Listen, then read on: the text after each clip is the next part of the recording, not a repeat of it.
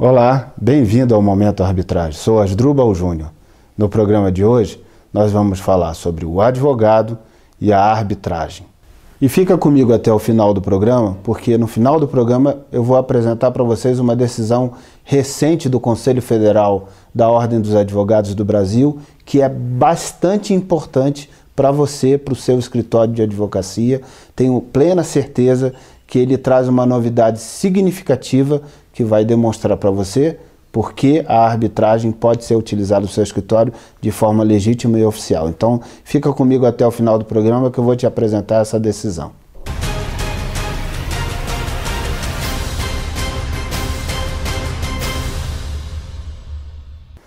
Nós, advogados, durante o curso de Direito, somos preparados, forjados para trabalhar com um conflito.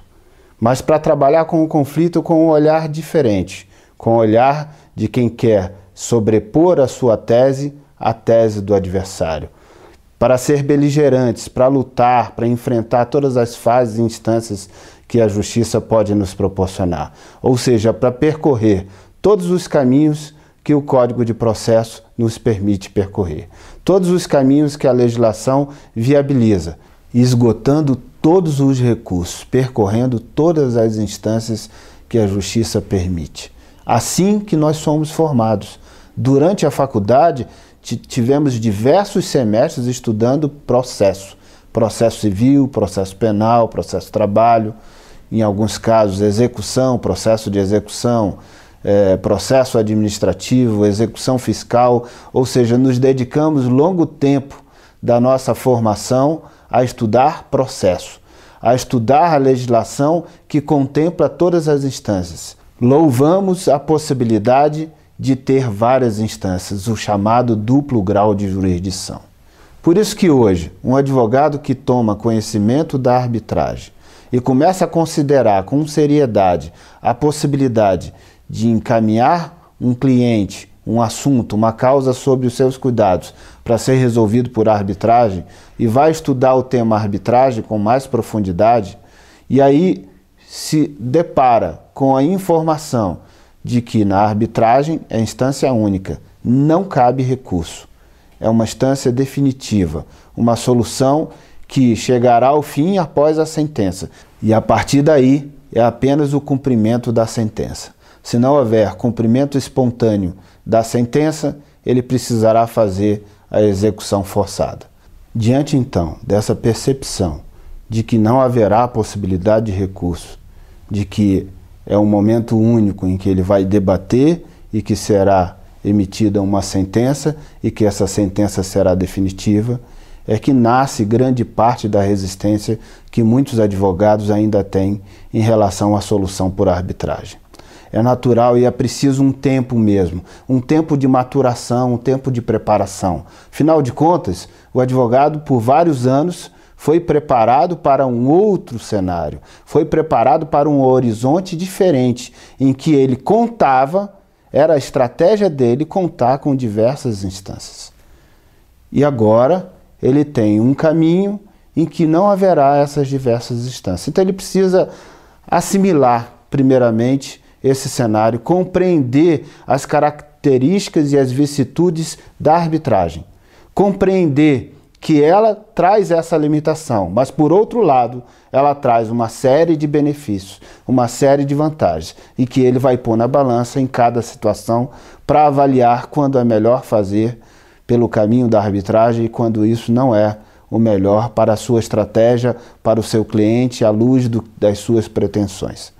Então é preciso mesmo de um tempo de reflexão, de maturação e de preparação do advogado. E o advogado que vai entrar na arbitragem precisa entrar já mudando, sabe, o seu estado mental em relação ao procedimento, mudando a percepção de que ele não vai estar ali plantando nulidades, cavando elementos que possam fazer o processo perdurar e perdurar. Ele está ali para uma solução rápida, eficiente, uma solução que procure corresponder à ideia de justiça e que procure entregar essa ideia de justiça no menor tempo possível, com a máxima economia possível.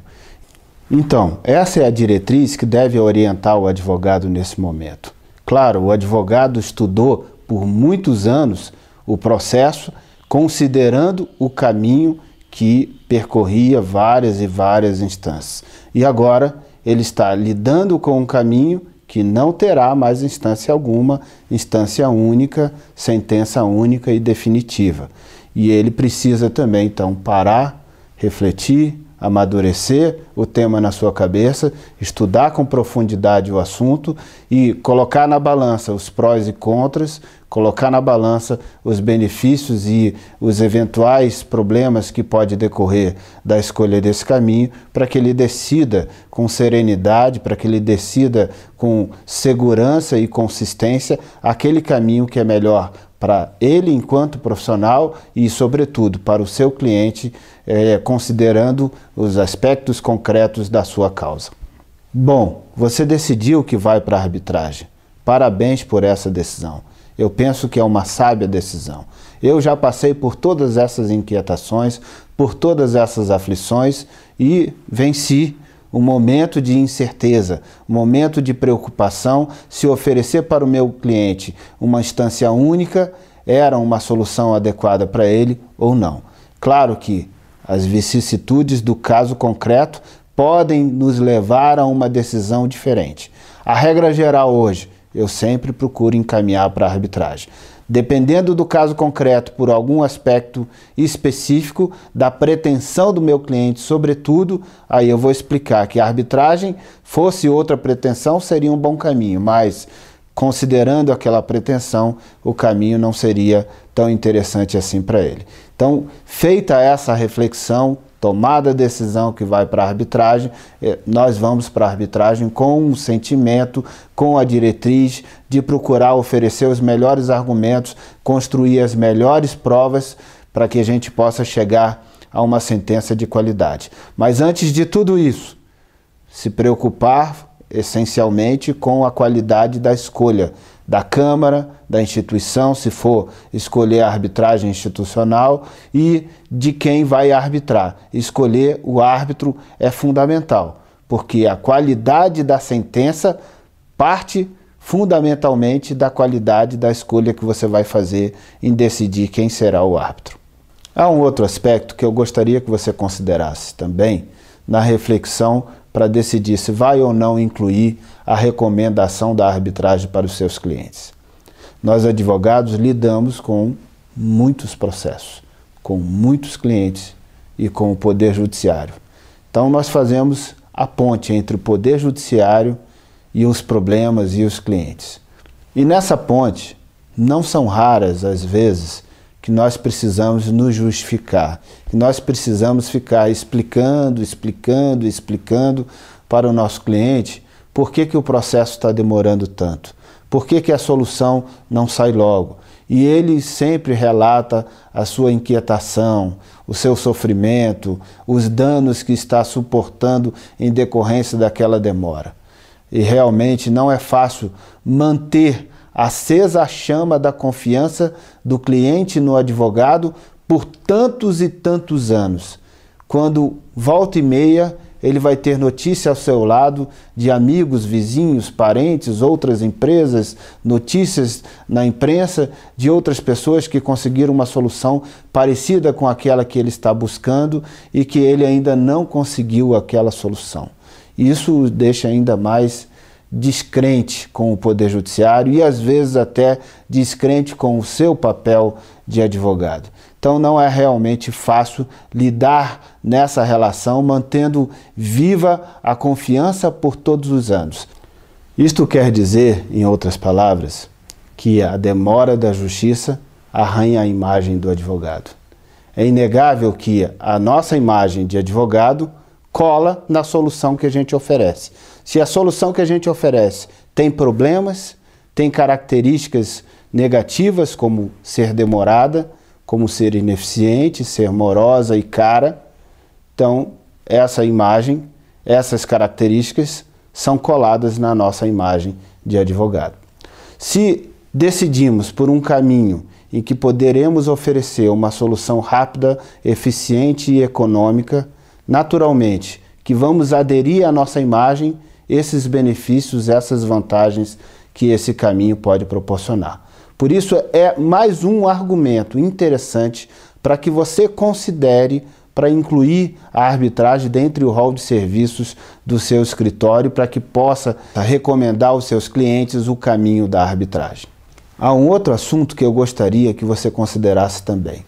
Na verdade, a arbitragem não é apenas um serviço que você vai incorporar ao seu escritório de advocacia como mais uma esfera para você atuar como advogado.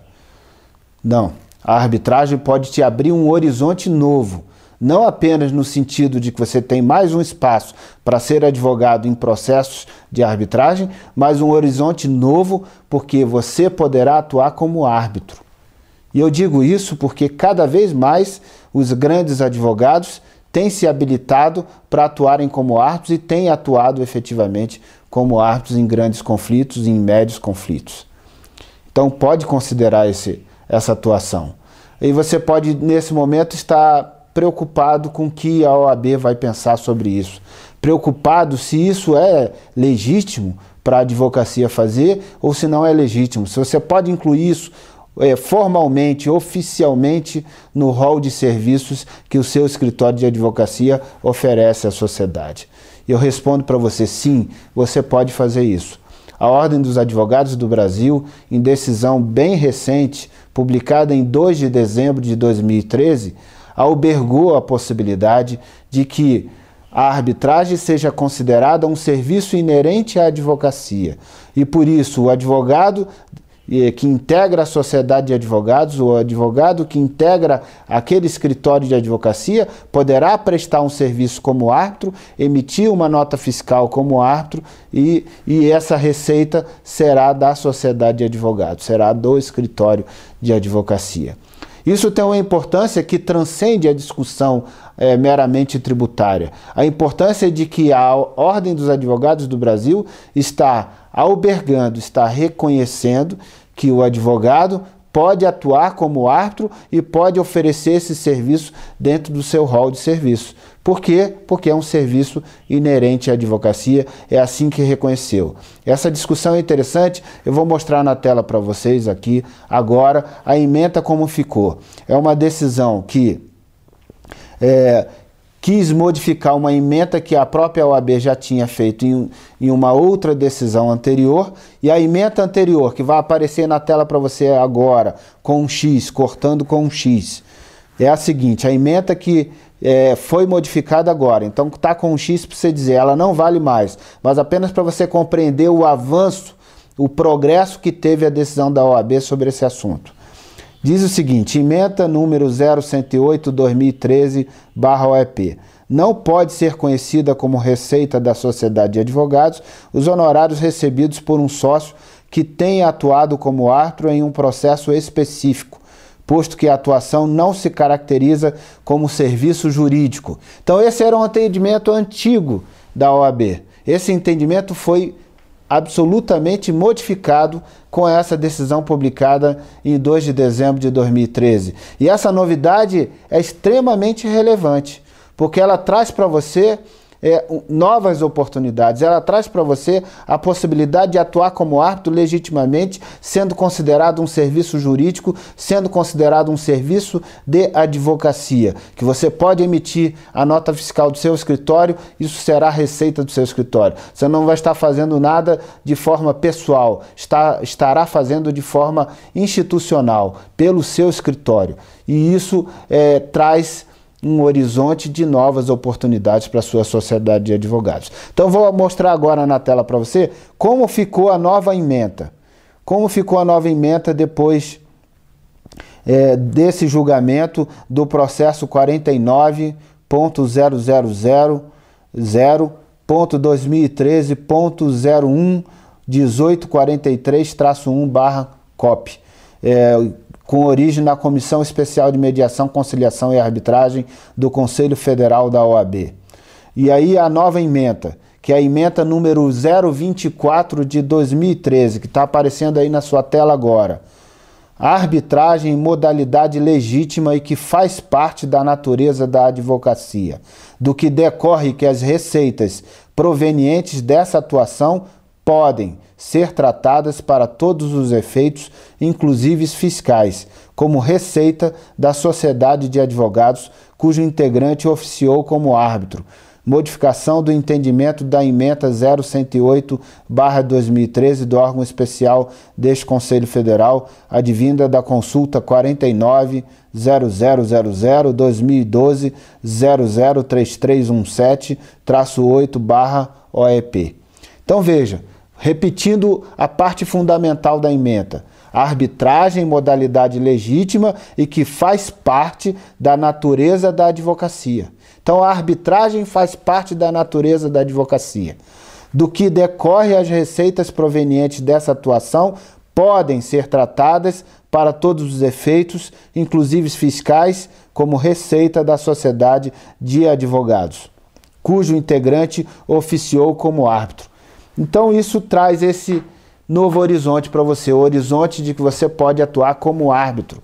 Claro que para isso você deve estudar profundamente a arbitragem, dominar seguramente a legislação da arbitragem, toda a jurisprudência moderna sobre a arbitragem, a melhor doutrina, as convenções internacionais que disciplinam e orientam a arbitragem no contexto internacional, e aí de posse dessa informação, do domínio dessas informações, você se sentirá confortável para poder atuar na arbitragem. E aí pode incluir no seu rol de serviço essa atuação. Então pense com carinho sobre isso. O programa de hoje quis trazer para você a reflexão de que a arbitragem pode ser incorporada e deve, eu diria, aqui do meu coração, com toda franqueza para você, colega, a arbitragem deve ser incorporada ao seu escritório de advocacia como mais uma frente de atuação,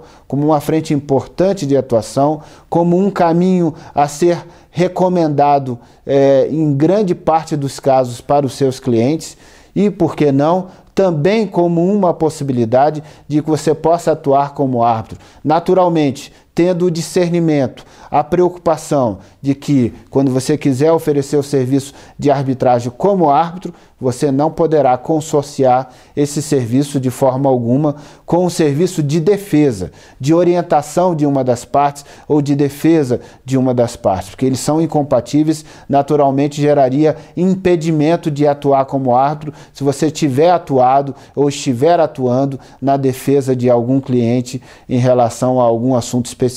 Você não poderá também atuar como árbitro nesse assunto. Mas você poderá oferecer o serviço de arbitragem atuando como árbitro, aproveitando de toda a reputação que você já construiu, de toda a imagem de um profissional qualificado que você já ergueu ao longo da sua carreira, e aí as pessoas vão te procurar não como advogados para defendê-los em algum processo, mas como árbitros que são advogados e que têm grande conhecimento, expertise sobre o direito, sobre aquele tema que está em discussão, e por isso teriam qualificação suficiente para atuar naquele caso e decidir com isenção e com qualidade técnica o que é mais correto para poder distribuir a ideia de justiça.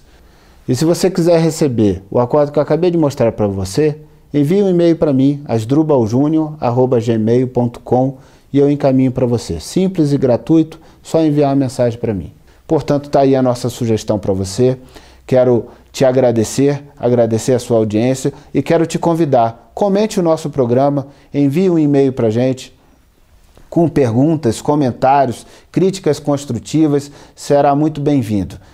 Estou aguardando o seu e-mail, está aí na sua tela o meu e-mail, e quero também pedir para você, se você tiver alguma sugestão de pauta ou quiser compartilhar os nossos vídeos nas suas redes sociais, também está convidado. Ficarei muito feliz e honrado se puder contar com essa sua confiança. Muito obrigado por sua audiência. Nós nos encontramos no próximo programa. Um grande abraço para você.